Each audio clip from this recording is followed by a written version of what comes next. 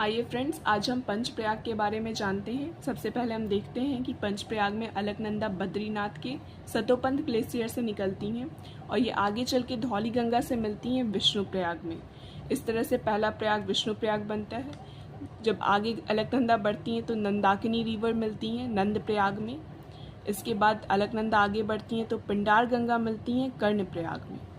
फिर जब अलकनंदा आगे बढ़ती हैं तो रुद्रप्रयाग में मंदाकिनी मिलती हैं। इन्हें काली गंगा भी कहा जाता है। ये केदारनाथ के चोराबाड़ी ग्लेशियर से निकलती हैं।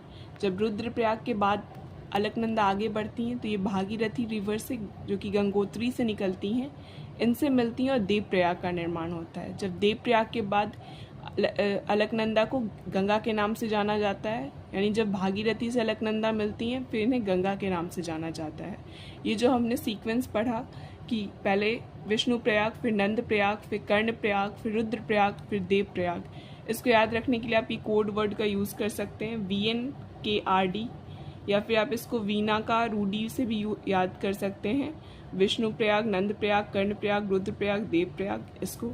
और जो रिवर्स हमने पढ़ा उसको आप सीक्वेंस में याद रख सकते हैं DAV से, जो पहला सीक्वेंस है जब धौलीगंगा अलकनंदा से मिलती है और विष्णुप्रयाग बनता है।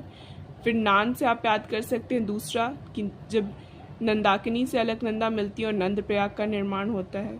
फिर तीसरा आप पाक से याद कर सकते हैं जब पिंडार गंगा से अलकनंदा मिलती हैं और कर्णप्रयाग का निर्माण होता है। फिर आप मार से चौथा याद कर सकते हैं जब मंदाकिनी से अलकनंदा मिलती हैं और रुद्रप्रयाग का निर्माण होता है। और बाद से आप लास्ट सीक्वेंस याद कर सकते हैं जब भागीरथी से अलकनंदा मिलती हैं और देवप्रयाग का निर्माण होता है। ये हमने पंचप्रयाग की बात किया। इसको इस डायग्राम से आप समझ सकते हैं। Thank you.